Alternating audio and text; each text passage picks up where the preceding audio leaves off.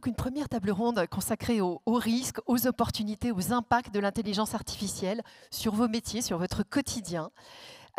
Pour en débattre, j'ai la chance d'accueillir Pierre Durostu. Vous êtes CIO d'AXA Digital Commercial Platform. Bonjour Pierre. Bonjour. À vos côtés, Laure Meyer. Bonjour Laure. Bonjour. Vous êtes directrice juridique et conformité de Marsh McLennan. Benoît Pastorelli, bonjour. Bonjour. Vous êtes CEO de Continuity, alors une insurtech qui utilise l'IA pour permettre aux assureurs d'avoir une meilleure connaissance de leurs clients et donc j'imagine de leurs risques. Enfin, Alain Renaud, bonjour Alain. Bonjour. Vous êtes directeur des risques et assurances du groupe Capgemini et aussi administrateur et trésorier de l'AMRAE. Donc vous représentez un peu la salle sur cette scène. On a déjà pas mal parlé d'intelligence artificielle mercredi et on ne reviendra pas sur ce qui a été dit. Mais je pense que c'est bien pour notre table ronde de définir ce dont on parle. L'IA, c'est l'IA générative aujourd'hui. Qu'est-ce que ça veut dire? Est-ce que, Pierre, vous acceptez de nous faire de poser un peu la définition de notre table ronde? Absolument. Alors, bonjour à tous. Loin de moi la volonté de vous faire un cours sur l'intelligence artificielle, j'en serais bien incapable. Les éléments importants, je pense, à garder en tête sur le sujet, c'est l'intelligence artificielle, c'est déjà une réalité. Ça fait une quinzaine d'années que c'est complètement inclus dans nos vies, à la fois personnelles et à la fois professionnelles. Je suis venu à Deauville en voiture, mon GPS me donne la route avec le moins de bouchons, c'est de l'intelligence artificielle. Quand je regarde mes mails et qu'automatiquement ma boîte mail met des mails en spam, c'est de l'intelligence artificielle. Quand je veux regarder une série sur une plateforme de streaming et qu'on me recommande des films, c'est de l'intelligence artificielle. Donc tout ça, c'est déjà complètement dans notre quotidien et ça fonctionne très très bien. C'est de l'intelligence artificielle très spécialisée qui fonctionne très très bien. Et dans nos entreprises, c'est un peu pareil. De plus en plus d'entre nous, et dans notre industrie en particulier, utilisent de l'intelligence artificielle presque au jour le jour pour gagner en efficacité, pour mieux pricer, pour mieux comprendre un risque, pour lire une image satellite et en tirer une information, pour suivre en temps réel un véhicule ou un bateau. Donc je dirais que c'est quelque chose qu'on connaît et qu'on connaît déjà bien et qui fait déjà partie de notre réalité. Pourquoi, alors vous me direz-vous, on parle d'intelligence artificielle aujourd'hui? Évidemment, je pense que ça n'a échappé à personne. L'arrivée de ce qu'on appelle l'IA générative, donc qui par essence génère du nouveau contenu, qui est une vraie révolution, ou en tout cas une vraie évolution, on pourra débattre de est-ce que c'est intelligent ou pas, mais de l'intelligence artificielle. Très rapidement, qu'est-ce que c'est l'intelligence artificielle générative? Si on prend l'exemple le plus connu de ChatGPT qui va générer du texte, de manière très schématique, on a ingéré des milliards et des milliards de mots dans ChatGPT. Donc les chiffres qui étaient annoncés, c'était plus que 175 milliards de bouts de mots qui sont ingérés.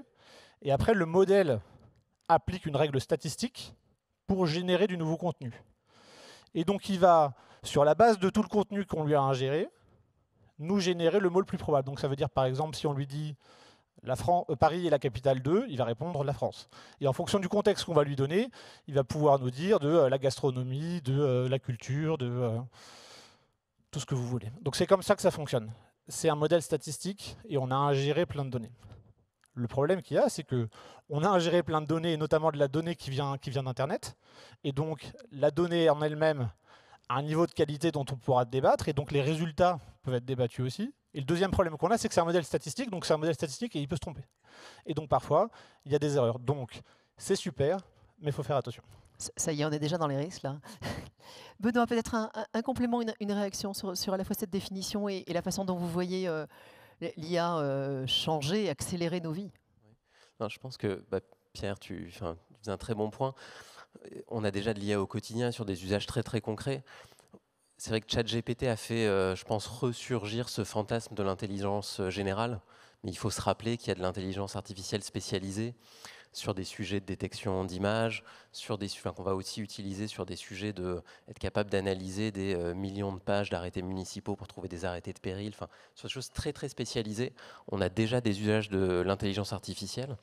Et moi, ce qui me fascine aussi quand on a nos discussions avec nos clients, on passe, je trouve, la moitié du temps à à répondre aux fantasmes. Non, on n'est pas là pour remplacer les humains, remplacer les souscripteurs, remplacer les risk managers, mais plutôt automatiser les tâches fastidieuses de recherche d'informations pour leur permettre de prendre leurs décisions plus vite. Et puis après, l'autre, donc je dis, c'est 50% de fantasme, et puis après, c'est aussi 50% de pédagogie. Parce qu'une fois qu'on a détruit le fantasme, bah après, il y a de la déception. Mince, l'intelligence artificielle ne fait pas tout parfaitement, ne fait pas tout très précisément. Et donc, je trouve que ce qui est passionnant en ce moment, c'est comment définir chacun des usages en étant très explicite sur la finalité, mais aussi les limites de la science aujourd'hui. Alors, je ne sais pas très bien comment poser la question. Hein. Alors, je me tourne vers vous, je plaisante un peu en fait. Dans nos discussions préparatoires, j'ai compris que vous partagez votre vie depuis assez longtemps avec un expert en intelligence artificielle. Et donc l'idée, c'était peut-être de vous interroger sur le décalage, hein, l'image qu'on a de l'intelligence artificielle, la façon dont les experts le voient.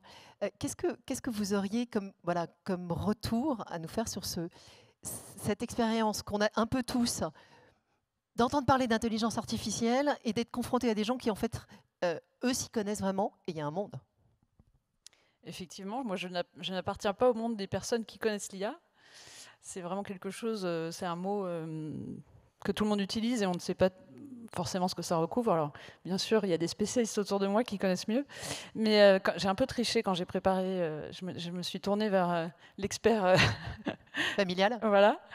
Et c'est vrai que, en fait, il y a vraiment un décalage entre ce que eux connaissent vraiment de l'IA et ce que nous on perçoit. C'est-à-dire que moi, souvent, je suis assez incrédule par rapport à ce qui se fait en IA. Souvent, j'ai un étonnement, une surprise. Je refuse de croire que c'est possible, en fait. Par exemple, je vous disais, quand on préparait la session, la reproduction d'un Rembrandt à l'identique et le fait qu'il n'y a aucun expert en art qui est capable de faire la différence, si ce n'est la toile. Alors qu'on peut faire un faux Rembrandt. On peut faire un faux Rembrandt avec un robot en IA. Donc ça, quand on m'a expliqué ça, j'ai dit non, c'est pas possible. On a une espèce d'incrédulité, de décalage par rapport à ce qui se fait. Et moi, ce que j'ai vu dans l'évolution de l'expert, c'est entre l'émerveillement du départ, aujourd'hui, il y a une inquiétude. C'est-à-dire qu'aujourd'hui, moi, ce que j'entends beaucoup, c'est on ne maîtrise plus l'IA. Il y a eu cette pétition l'année dernière de tous les spécialistes de l'IA, de la communauté scientifique, dont Elon Musk, qui n'est pas forcément un spécialiste, mais qui a signé la pétition pour dire il faut arrêter l'IA, parce qu'on ne maîtrise plus l'IA. Et c'est vrai que j'entends beaucoup ça, moi. J'entends beaucoup, on ne maîtrise plus, on n'a pas la traçabilité de l'IA, ça nous échappe. Et on n'est pas loin de l'IA généralisée. Et c'est vrai que moi, c'est ce que je vois, cette évolution entre l'émerveillement des chercheurs en IA, qui voyait tout le champ des possibles, et aujourd'hui, l'inquiétude de la communauté. Pierre, je vous veux approuver. Un mot peut-être sur cette inquiétude, vous la ressentez aussi? Vous la vivez? Absolument, et les discussions que j'ai eu la chance d'avoir hier et avant-hier n'ont fait que confirmer cette inquiétude. Chaque année, chez AXA, on interroge nos clients et on leur demande ce qui les inquiète. Et sans surprise, le thème de l'intelligence artificielle revient sur le devant de la scène très fort cette année, et une des inquiétudes principales posées par nos clients et par les experts. Et en fait, si on regarde un petit peu les inquiétudes, je pense qu'il y a, très rapidement, et dites-moi si je suis trop long, mais je pense qu'il y a 3 niveaux d'inquiétude par rapport à l'intelligence artificielle aujourd'hui, notamment à l'IA générative. Il y a une inquiétude macroéconomique. Cette année, on a plus de 3 milliards d'humains qui vont aller voter. Quel va être l'impact de l'intelligence artificielle sur ce que pensent les gens, sur la capacité de l'intelligence artificielle à générer du faux? Vous avez sans doute vu cette image l'année dernière de l'ancien président américain Donald Trump qui se faisait arrêter par 5 policiers, laisser de se débattre, etc. C'était une fausse image. Et forcément, ça, mis sur les réseaux sociaux, ça crée de la tension. Ça cristallise encore plus les idées. Et donc, il y a un vrai risque au niveau macroéconomique. Le deuxième risque macroéconomique, il est évident. Quelle est la place de l'Europe et quelle est la place de la France dans l'IA, évidemment. On voit qu'aujourd'hui, les Américains sont très en avance. La Chine a une approche très différente de l'IA, mais très en avance aussi. Quelle est la place pour nous entreprises européennes?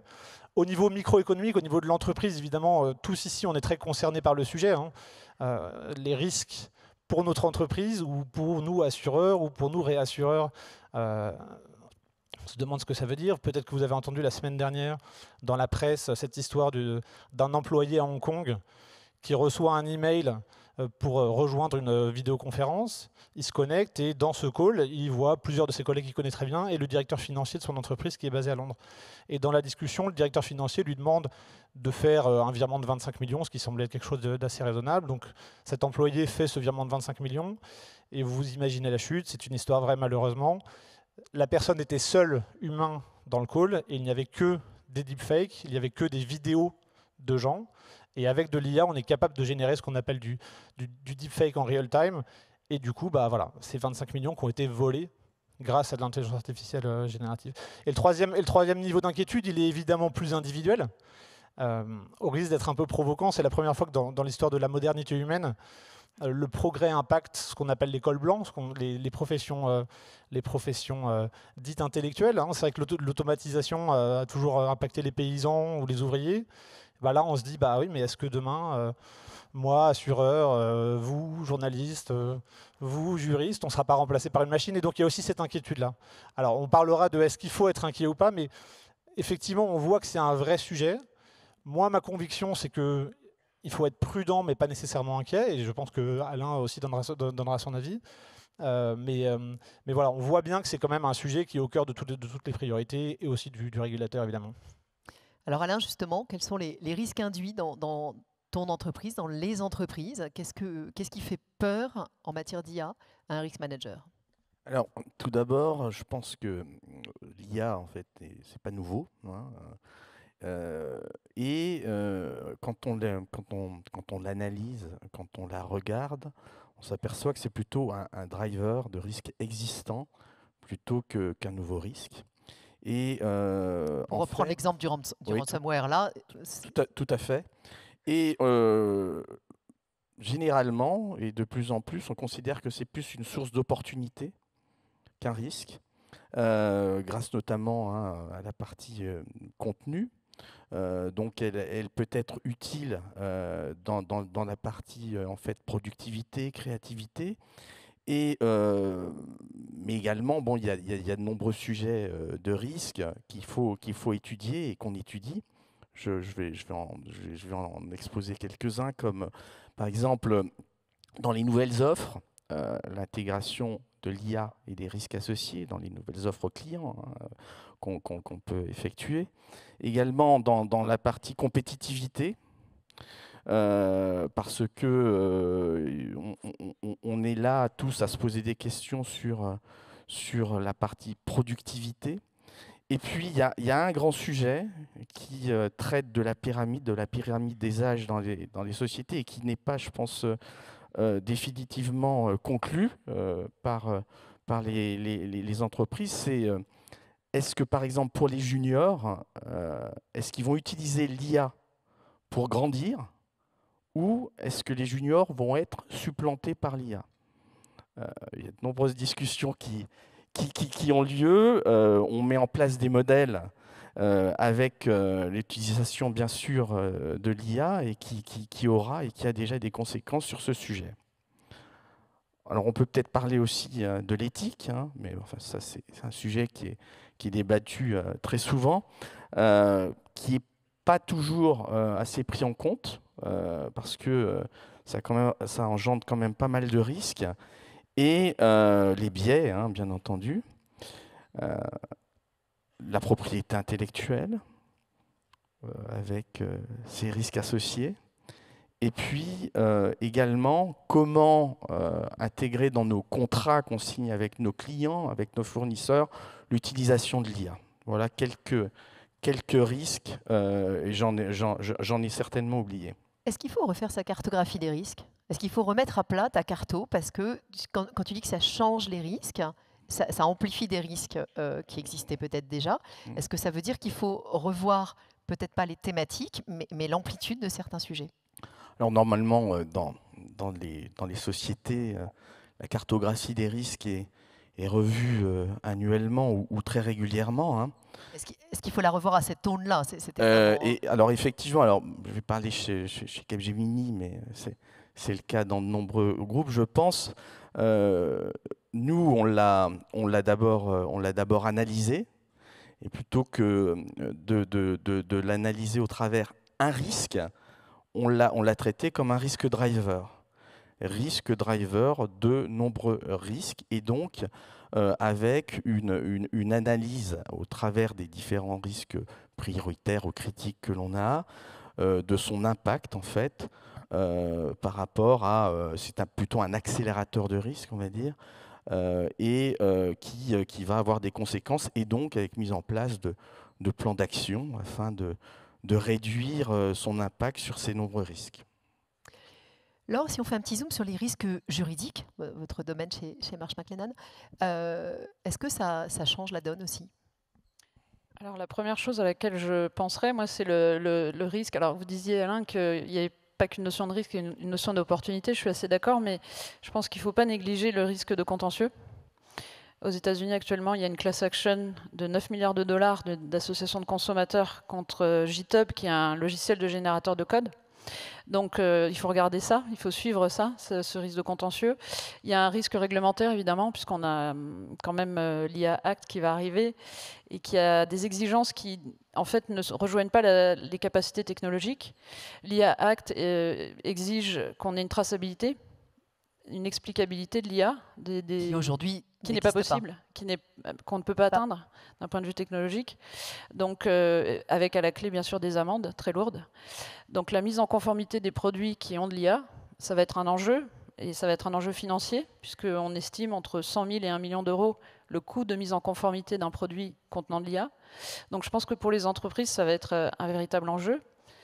On ne pourra pas, bien sûr, se passer de l'IA, donc on ne pourra pas se passer de ces mises en conformité et de ces sujets. Donc ça, c'est vraiment pour moi le sujet numéro 1, je pense, qu'il va falloir traiter au niveau des entreprises. Et puis je pense effectivement qu'on ne pourra pas faire l'économie, Alain le disait, des contractualisations et des discussions qu'il faut avoir avec nos clients.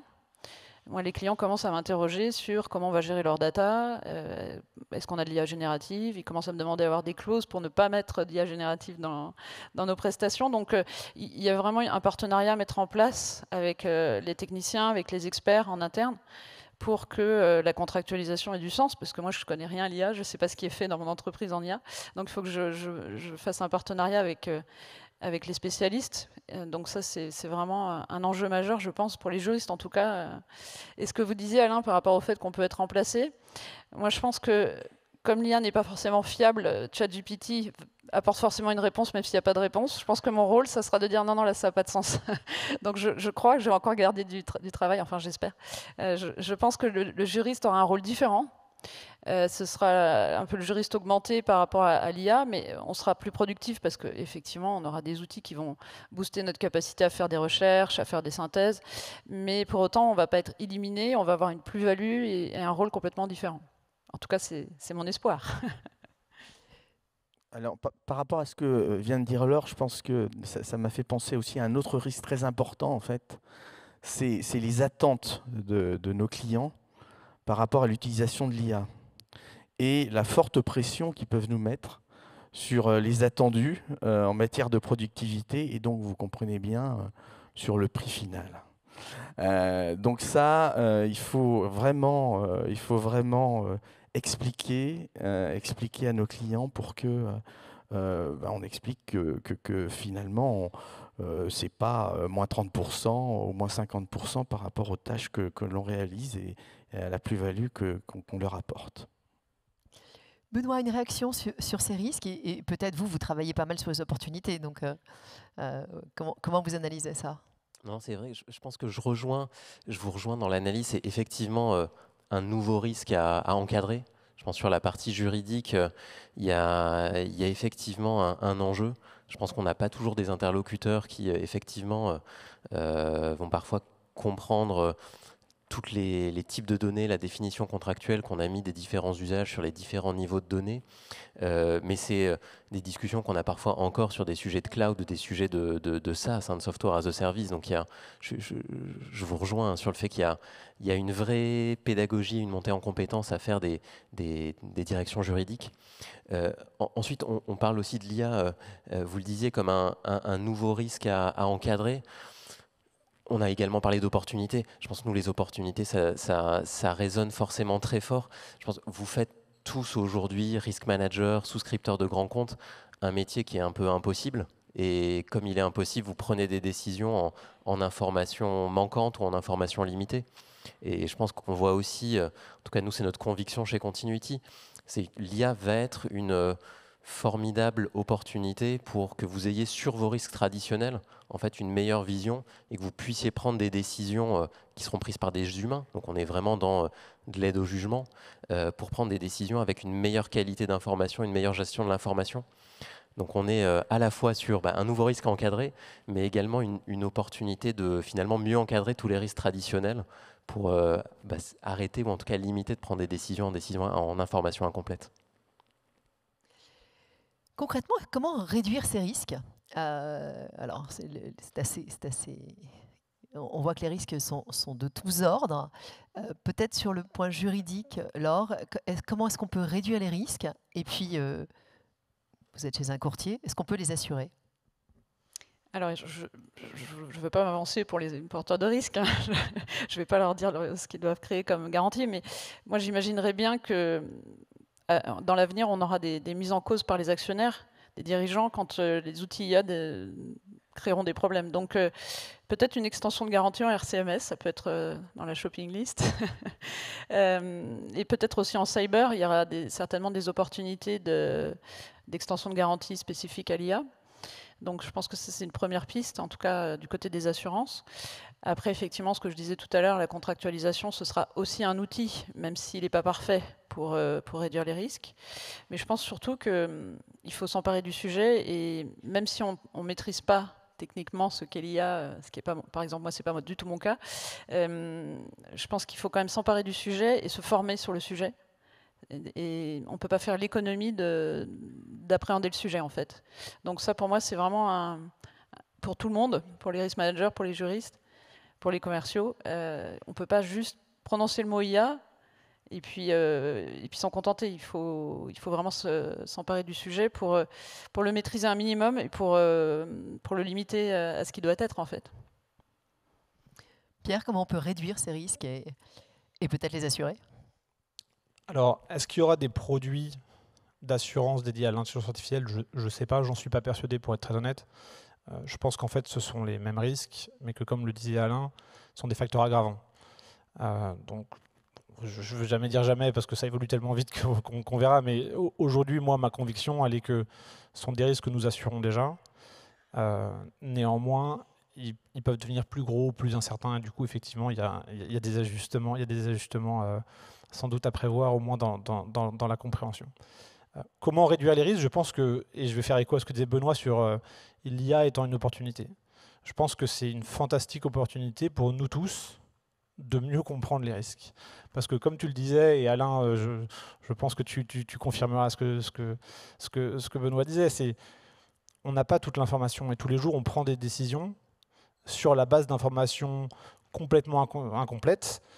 Et en fait, l'IA va nous permettre d'agréger beaucoup plus de données et de beaucoup mieux comprendre ces risques. Un exemple très très concret, aujourd'hui, nous on travaille beaucoup avec de l'imagerie satellite, par exemple, ou de l'imagerie par avion.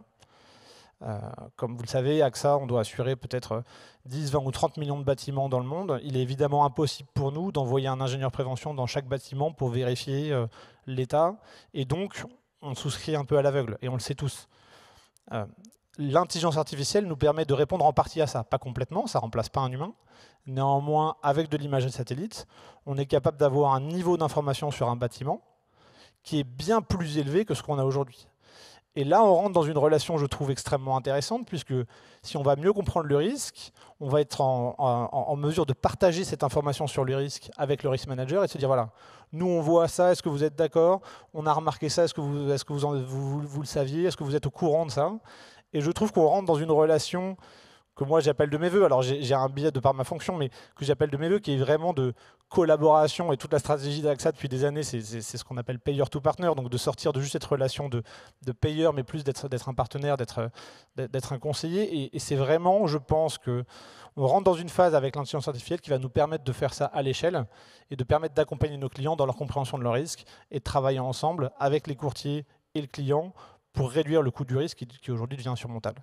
Et on n'a même pas parlé du fait, et je m'arrête promis, qu'avec le changement climatique, qu'avec ces nouveaux risques, on a de plus en plus de choses qui ne sont pas assurables, et donc on va avoir besoin de l'intelligence artificielle pour pouvoir répondre à ces enjeux d'une manière différente. Benoît, vos pistes pour réduire les risques? Je pense qu'il y a, je pense sur les différentes typologies, je pense que c'est intéressant. Enfin, si on revient sur les aspects contractuels, il y a effectivement de la pédagogie à faire, mais aussi des clauses pour mieux encadrer. C'est quelles données vont être utilisées, quelles données on utilise pour entraîner des modèles, enfin, quelle est la finalité de ces modèles et à qui vont être donnés et quel va en être l'usage. Si je le prends sur des exemples qu'on va faire chez nous, hein, je pense qu'on a pris des positions assez, en tout cas, strictes pour rassurer nos partenaires assureurs sur le fait que toutes les données qu'ils partageaient avec nous ne servaient pas à entraîner des modèles génériques qu'on allait ensuite, dont allait faire bénéficier l'ensemble des acteurs de la place. Donc il y a aussi toute une logique à la fois d'infrastructures de données, où ces données vont être stockées, comment elles sont utilisées. Donc ça fait partie, je pense, de ces sujets sur lesquels il va falloir que toute l'industrie et qu'on progresse tous ensemble, parce que, comme vous le disiez, c'est un vrai sujet ensuite de propriété intellectuelle. Finalement, c'est qui détient la propriété intellectuelle des algorithmes qu'on aura entraînés. Et donc réduire les risques, réduire les risques sur les usages, ça passe par là. Je pense qu'il y a une meilleure contractualisation. Aujourd'hui, on a déjà en plus beaucoup de solutions déjà en place, mais il y a un fantasme, je crois. Il y a aussi un fantasme à venir pour permettre d'avancer. Je pense que c'est ça aussi qu'il faut arriver à combattre. Et puis après, réduire les risques. Réduire les risques, c'est aussi une croyance forte. Il y a des cas d'usage qui vont être tout automatisés. Et ça, je pense, c'est là où on aura le plus de risques de dérive. Et puis après, il y a les cas d'usage où, in fine, c'est un humain qui prend la décision. Et quand on limite l'usage de l'intelligence artificielle à une aide pour une prise de décision humaine, on a quand même déjà éliminé énormément de dérives potentielles. Donc je pense que c'est aujourd'hui sur ces deux aspects où je pense qu'on a des actions les plus immédiates à prendre.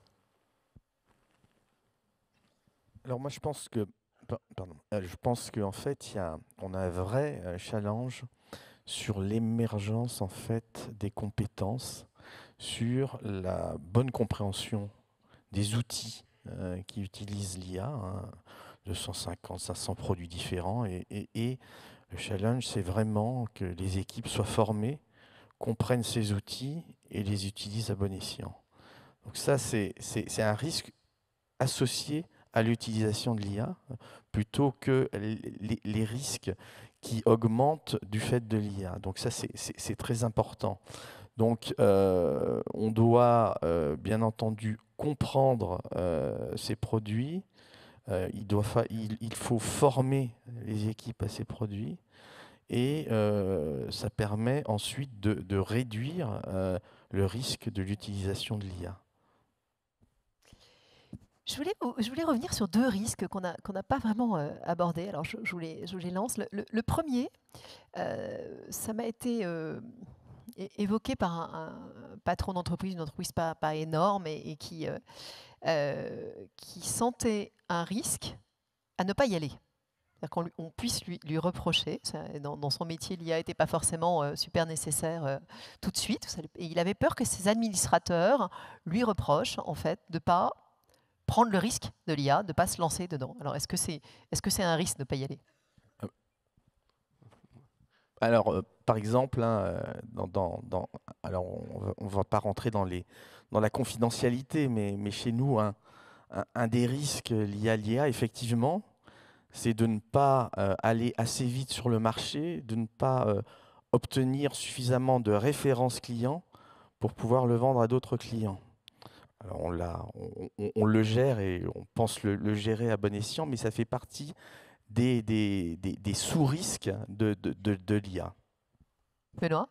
Je voulais réagir parce que je suis directement dans cette position. Enfin, on est une boîte technologique qui s'appuie sur de l'IA. Donc, c'est quelle est notre date de péremption ou est-ce qu'il y a un risque d'obsolescence? Et donc, je pense que moi, tous mes administrateurs nous demandent régulièrement où on en est, qu'est-ce qu'on fait. Et c'est vrai que la réponse, elle est avant tout humaine. En fait, c'est comment on pense une organisation, comment on pense aussi une stack technologique qui peut en fait s'adapter à un changement de paradigme tous les 12 mois. Et Et je pense que c'est ça vraiment l'enjeu. Alors après, moi je rigole, on a mon associé qui s'occupe des sujets d'intelligence artificielle a démarré, je pense en même temps, en même temps que votre mari, à une époque où ça intéressait pas grand monde, l'intelligence artificielle. Donc il a aussi un peu de recul sur la vingtaine d'années de pratique, en disant oui, il y a une révolution en termes d'usage grand public. Mais il n'y a pas une révolution en termes de sous-jacent scientifique. C'est juste que depuis 15 ans, avant on changeait de paradigme tous les 2 ans, puis tous les 18 mois, puis tous les 12 mois, puis tous les 9 mois. Et un peu l'injonction, peut-être le risque business, il est pour nous tous. C'est quelle est l'obsolescence du business de nos boîtes. Et donc comment on s'organise à tous les niveaux pour être capable de changer les modèles, changer l'ingénierie. C'est la gestion de l'innovation, Pierre?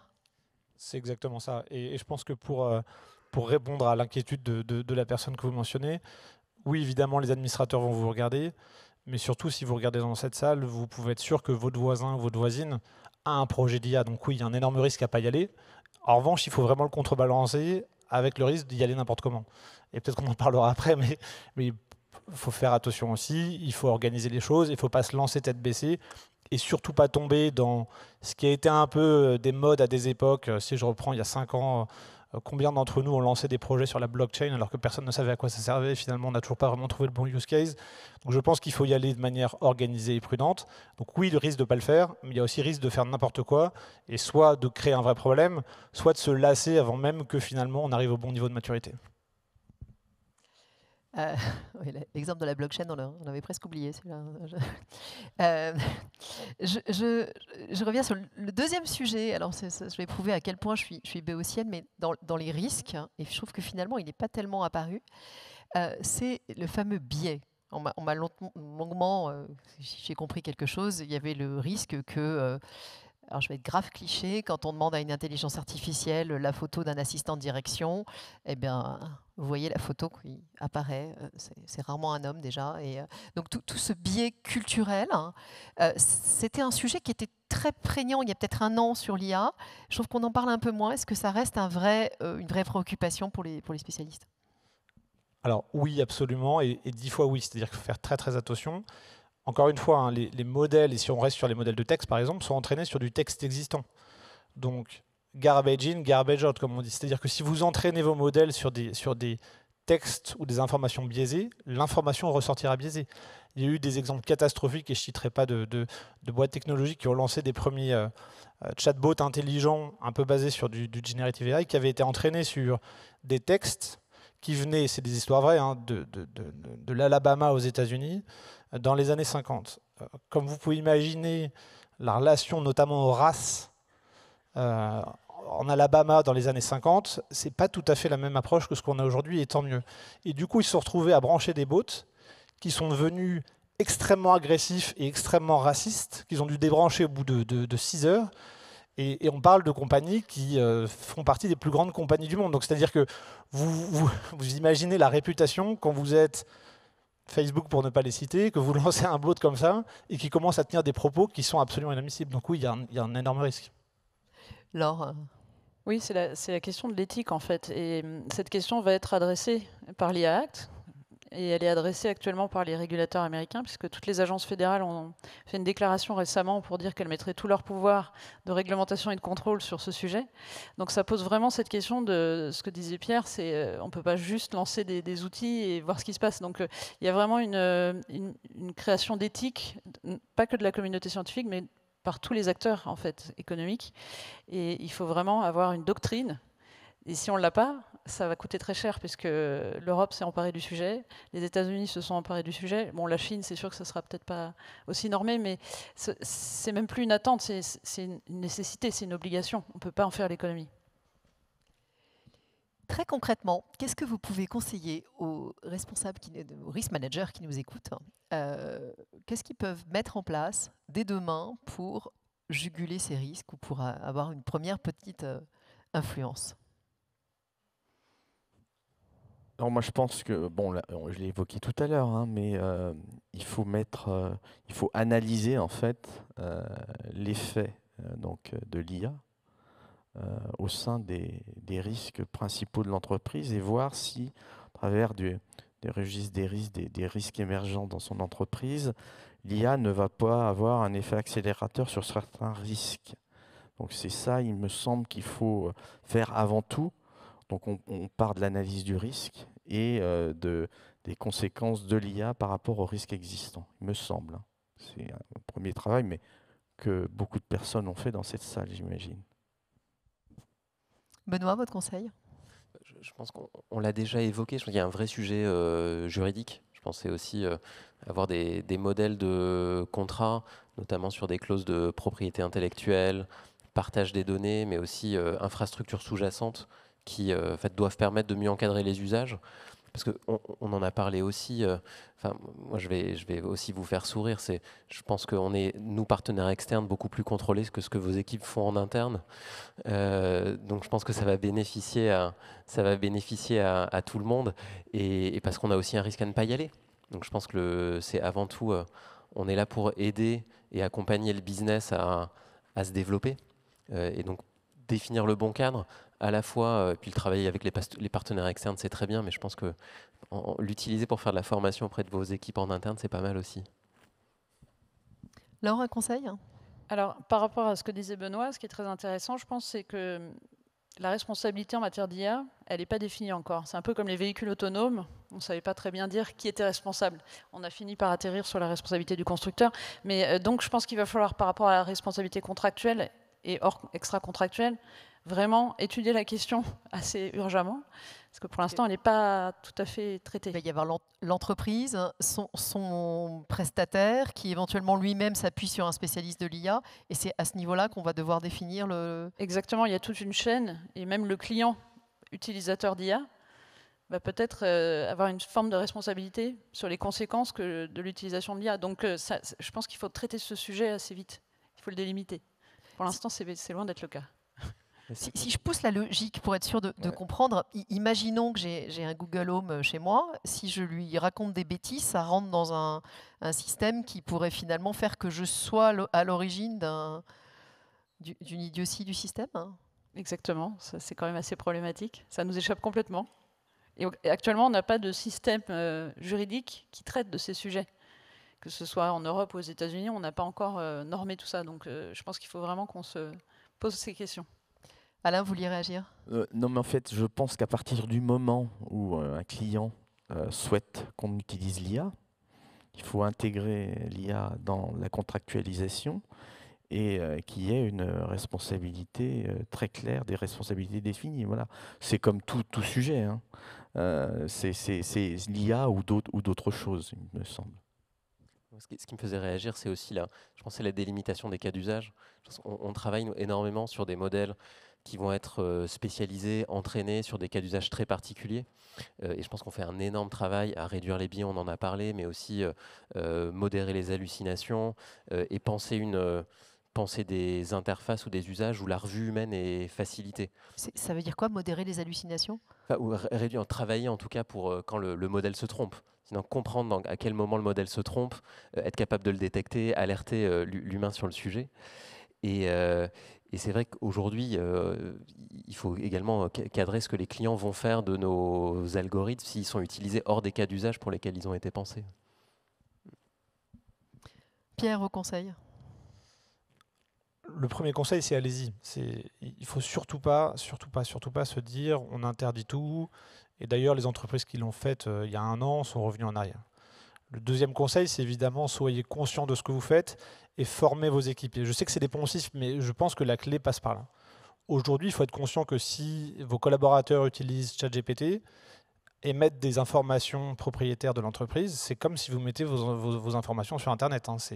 C'est pas protégé, ça devient du domaine public. Et moi, demain, je pourrais très bien bénéficier de ces informations que vous mettez dedans. Donc, c'est très important de former les équipes pour vraiment leur faire comprendre. Vous avez parlé plusieurs fois formation. Très concrètement, ça veut dire quoi former ces équipes? Est-ce que si je fais un MOOC de 2 heures, j'ai tout compris? Enfin, on doit mettre quoi sur la table pour former ces équipes à l'IA, ne serait-ce que former à l'utilisation de ChatGPT? Alors, c'est une bonne première étape. Hein, et je pense qu'il faut commencer par ça. Et je pense qu'il faut le faire à l'ensemble des collaborateurs.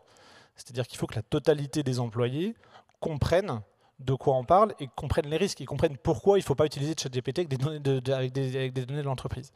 Donc ça, je pense que c'est la première clé. La deuxième clé, c'est former le management. Et je pense que c'est un élément qu'on a tendance à sous-estimer, mais il est très important aussi que le top management des grandes entreprises comprenne de quoi on parle et réalise que l'IA en tant que telle ne peut pas être une stratégie, mais est un enabler et qu'il faut vraiment réfléchir au bon cas d'usage et travailler ça de manière intelligente. Et après, alors nous, pour l'instant, chez AXA, on essaie de faire les deux. Ce qu'on essaye de faire aussi, c'est sur des projets donnés, s'assurer qu'on ait à la fois des gens du business et des gens de la tech qui travaillent ensemble sur des projets et des vrais cas d'usage concrets. Et là, on reforme à nouveau les équipes pour qu'au moment où elles sont vraiment confrontées à l'intelligence artificielle générative, elles puissent prendre les bonnes décisions et savoir ce qu'on fait. Et après, il faut évidemment le faire de manière absolument ouverte et transparente dans l'entreprise, avec les juristes qui sont très rapidement dans les boucles, avec votre assureur. Alors vous direz que je suis biaisé, mais je pense que c'est important de partager aussi ces informations-là pour qu'on comprenne bien les risques ensemble. Donc voilà, pour moi, c'est vraiment former au quotidien et il est très important que tout le monde soit formé. On est presque au terme de notre table ronde. J'ai envie de revenir sur un point qu'on avait abordé au tout début, peut-être en joke. Est-ce que dans les équipes de risk management, l'arrivée de ChatGPT, de l'intelligence artificielle, bon, pas peut-être générative, mais va changer les besoins? Est-ce qu'en fait les équipes, bon, si je suis très cash, est-ce que le risk manager peut vraiment être remplacé? On a déjà vu que non. Mais est-ce qu'une partie des équipes de risk management pourrait être remplacée? Et si oui, quelle partie? Ou sinon, comment est-ce qu'il faut vraiment faire évoluer les équipes de risk management pour profiter de l'opportunité et pas non plus tout donner à la machine? Voilà. Alors moi, je pense que c'est tout le contraire, bien entendu. Et que, vous savez que le risk manager, c'est un coordinateur. Hein. Donc, ce rôle de coordination, l'IA générative ne va pas remplacer ce rôle. Par contre, ça va permettre de nous aider certainement et déjà sur l'analyse des risques, des scénarios, même également sur notre modèle de structuration, d'organisation de la gestion des risques. Je ne pense pas que ça va conduire, alors là je parle grand risque, et on a déjà des équipes extrêmement, je dirais, peu développées, hein, donc soit on nous remplace complètement, ou soit on restera en place, et je pense vraiment qu'on va rester en place. J'ai d'ailleurs fait un petit exercice en utilisant ChatGPT, par rapport aux questions qui étaient posées sur cette table ronde. Et je me suis dit qu'il y avait encore beaucoup d'avenir pour nous toutes et tous, au vu des réponses qui étaient suite à la réponse de ChatGPT. Donc, on a, en matière de risk management, intérêt à l'utiliser, mais je ne pense pas que notre profession sera remplacée. Par contre, on a un vrai challenge sur des gens de mon âge qui doivent monter en compétences, qui doivent, comme l'ont dit Pierre, Benoît, Laure, comprendre les incidences de l'IA, savoir l'utiliser afin vraiment de rester dans l'évolution et de pouvoir l'utiliser dans le futur. Il me semble que ça, c'est le vrai challenge. J'aime bien ton petit jeu. Comme ça, tu t'es rendu compte que j'avais préparé mes questions avec ChatGPT. C'est comme ça. Benoît, si on doit retenir une chose de notre table ronde, qu'est-ce qui est important pour vous? Ouais, moi, je pense que avant tout, c'est une super opportunité. Il faut y aller, mais surtout définir des cas d'usage très très concrets. Et je pense que le principal bénéfice, il va être en fait, d'apporter une meilleure connaissance, meilleure vision, avant tout sur des risques déjà existants. Laure, un message à retenir? Je retiens ce que Benoît a dit, c'est-à-dire qu'en fait l'IA existe depuis très longtemps, c'est ChatGPT qui fait qu'on en parle beaucoup en ce moment, mais tout ça, ça existait déjà. Et le fait qu'on en parle beaucoup, peut-être c'est ça aussi l'opportunité du moment, c'est que ça crée effectivement un intérêt. C'est pour ça qu'on a cette table ronde aujourd'hui, mais donc peut-être que ça va augmenter la connaissance et que ça va nous permettre de vraiment mettre en application l'IA qui existait déjà depuis très longtemps. Pierre, le message fort de cette table ronde? beaucoup de bonnes choses ont été dites. Je pense que moi, la manière dont je décris l'IA, c'est une boîte à outils. C'est-à-dire qu'une boîte à outils, c'est super, c'est très efficace, mais la clé à molette ne remplace pas le plombier. Et du coup, on a vraiment, je pense, de beaux jours devant nous. Je pense que beaucoup de métiers vont être touchés, beaucoup d'activités vont être touchées, mais que à l'AMRAE 2030 ou 2035, on sera encore nombreux dans cette salle et pas encore remplacés par des machines. Merci beaucoup à tous les quatre.